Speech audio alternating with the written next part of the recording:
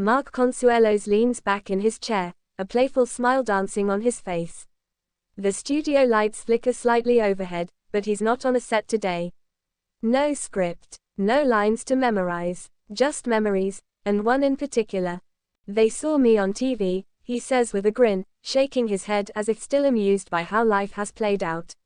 And still, they wouldn't let her spend New Year's with me.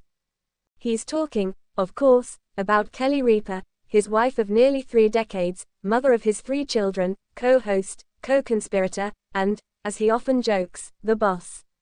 But once upon a time, they were just 2 young soap opera stars, caught in the throes of a whirlwind romance that neither set nor society seemed ready for. Love in the limelight. It was the mid-90s. All My Children was at its daytime television peak, and Mark had just landed the role of Mateo Santos. Kelly was already a fan favorite as Haley Vaughn. Chemistry on screen, electric, off-screen, even more so. We clicked fast, Mark recalls. It was immediate, but, it wasn't just physical attraction. We were 2 people really seeing each other. And that's hard in this industry. They were young, ambitious, and madly in love. New Year's Eve 1995 approached like a bright, sparkling invitation to spend their first major holiday together. Mark had it all planned: dinner, champagne, a rooftop in Manhattan where the city would explode into light and color at midnight. But there was a problem: Kelly's parents. Mr. and Mrs. Ripa, the gatekeepers. They were traditional, Mark says, choosing his words carefully but with humor. Old school, very protective, and I respect that now, I do.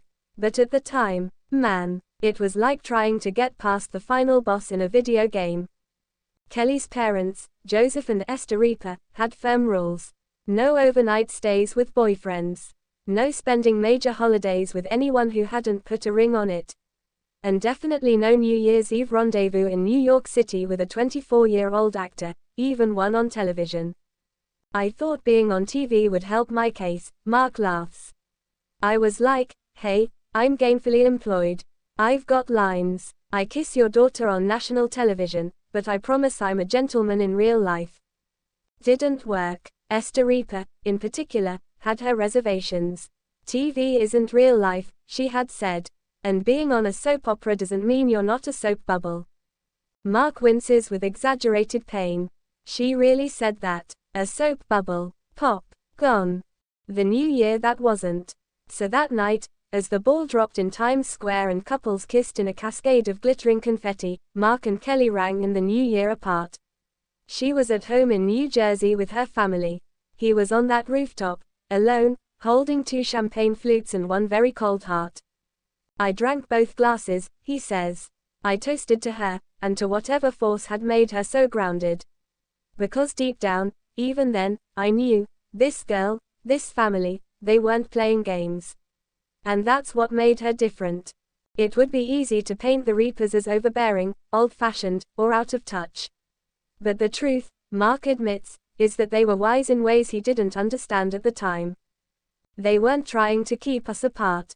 They were trying to slow us down. To make sure we were serious, he says. And I hated it then, but I love it now. Because that weight, that resistance, made everything mean more. From TV romance to real life. Just months later, Mark and Kelly eloped in Las Vegas. No fanfare, no invitations, no rooftop toasts or family portraits. Just the 2 of them, in jeans, holding hands at a chapel off the Strip. And from that modest beginning, they built an empire, not just of entertainment success, but of real, enduring partnership. It was all the stuff behind the scenes, Mark reflects. Late-night talks, raising kids, laughing at things only we understood.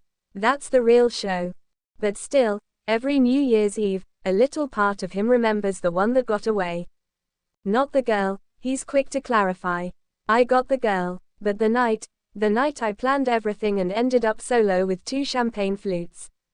A message to Mr. and Mrs. Ripa. If he could say one thing to Kelly's parents now, Mark says he'd keep it simple.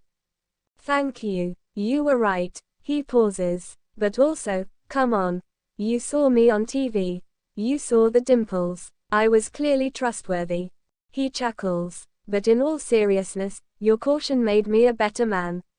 I had to prove myself. And I did. He leans forward, fingers laced. They were protecting something precious. And that made me realize, this wasn't just a fling. This was forever.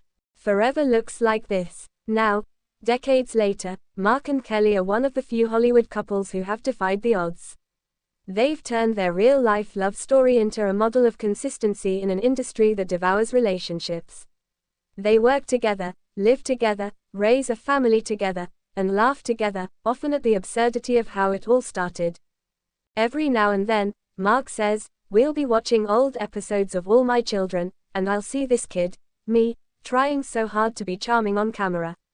And I think, wow, that kid had no idea what he was getting into. No idea how good it was going to get." And when the New Year's countdown begins each year, the champagne glasses are no longer filled in solitude. Now, they toast with family, with friends, with laughter echoing through rooms that have held a lifetime of shared memories. Still, Mark can't resist one final jab. "Esther," he says with mock solemnity, "if you're watching, just know, I forgive you. But next time, let the soap star have his midnight kiss." He winks. "After all, you saw me on TV.